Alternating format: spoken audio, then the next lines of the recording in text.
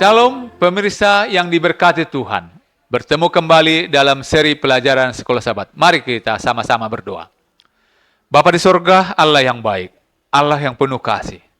Saat ini Tuhan, kami membutuhkan tuntunan dan kuasa Roh Kudus Tuhan boleh menjadi bahagian kami. Kami memiliki kerinduan yang sama untuk belajar firman Tuhan. Ajari kami Bapa. Berikan hikmat dan pengertian dari surga boleh menjadi bahagian kami. Terima kasih Tuhan atas semua kebaikan-Mu. Terima kasih oleh karena janji-Mu pasti akan selalu menolong dan memberkati kami.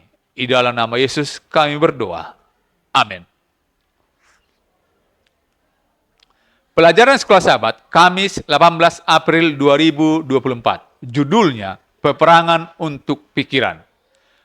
Mari kita baca 2 Korintus pasal 4 ayat 3-6. Lalu, di ayat ketiga, jika Injil yang kami beritakan masih tertutup juga, maka ia tertutup untuk mereka yang akan binasa. Di ayat 4, yaitu orang-orang yang tidak percaya, yang pikirannya telah dibutakan oleh zaman ini, sehingga mereka tidak melihat cahaya Injil tentang kemuliaan Kristus yang adalah gambaran Allah. Di ayat kelima, sebab bukan diri kami yang kami beritakan, tetapi Yesus Kristus sebagai Tuhan.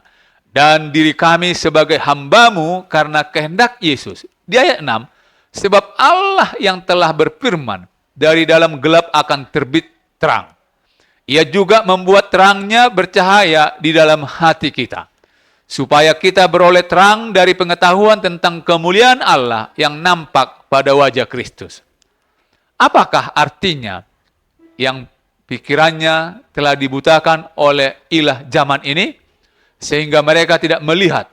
2 Korintus 4 ayat 4. Bagaimanakah mata mereka dibutakan?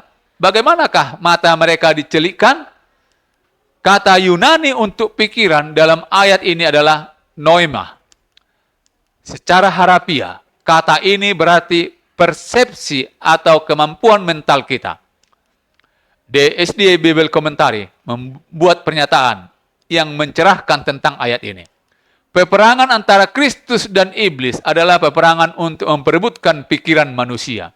Dalam buku Roma 7 ayat 23, Roma 2 ayat 25, dan buku Roma 12 ayat 2, 2 Korintus 3 ayat 14, 2 Korintus pasal yang ke-11 ayat 3, dan Filipi 2 ayat 5, dan Filipi 4 ayat 7 dan ayat 8. Pekerjaan utama iblis adalah membutakan atau menggelapkan pikiran manusia. Dia melakukan ini dengan menjauhkan mereka dari mempelajari firman Allah, dengan mengacaukan kekuatan pikiran melalui akses tubuh dan jiwa, dengan memenuhi pikiran sepenuhnya melalui hal-hal dalam hidup ini, dan dengan membangkitkan kesombongan dan peninggian diri. Jilid 6 halaman 854. Kurangnya pengetahuan di pihak yang terhilang bukan karena mereka tidak tahu. Itu karena mereka tidak mau tahu. Banyak yang memiliki kesempatan untuk mengetahui kebenaran, tetapi memilih untuk tidak percaya, dan iblis membutakan mata mereka. Kerajaan iblis adalah kerajaan kegelapan.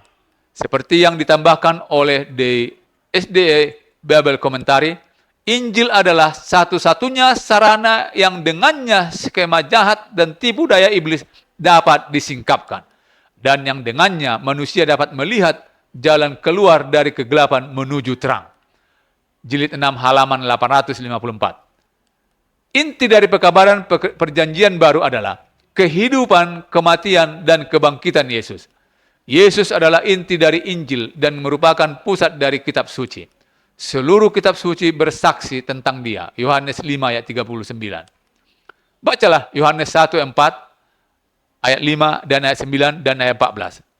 Di ayat 4, dalam Dia ada hidup dan hidup itu adalah terang manusia. Di ayat 5, terang itu bercahaya di dalam kegelapan dan kegelapan itu tidak menguasainya. Di ayat 9, terang yang sesungguhnya yang menerangi setiap orang sedang datang ke dalam dunia. Di ayat 14, firman itu telah menjadi manusia dan diam di antara kita, dan kita telah melihat kemuliaannya, yaitu kemuliaan yang diberikan kepadanya sebagai anak tunggal Bapa, penuh kasih karunia dan kebenaran.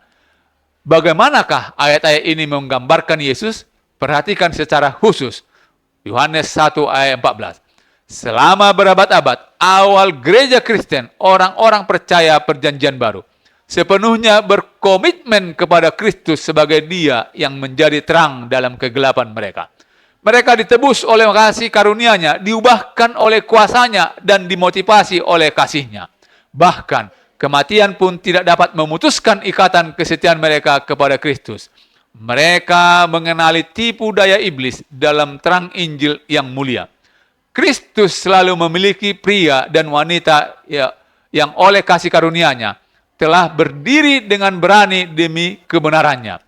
Pada abad-abad awal ini, terang kasih anugerah dan kebenaran Kristus bersinar menembus kegelapan. Tuhan memberkati. Mari kita berdoa. Ya Tuhan Bapa di surga, kami bersyukur dan berterima kasih oleh karena Tuhan memberikan waktu yang baik bagi kami untuk mempelajari sebagian dari firman-Mu. Terima kasih Tuhan, oleh karena firman-Mu telah mengingatkan kami untuk kami boleh tetap setia hanya kepada Tuhan. Biarlah kami boleh tetap menjadi umat-umat Tuhan yang mendapatkan kekuatan dan kemenangan yang berasal dari surga. Terpujilah nama-Mu Tuhan dari sekarang sampai selama-lamanya. Di dalam nama Yesus kami berdoa. Amin.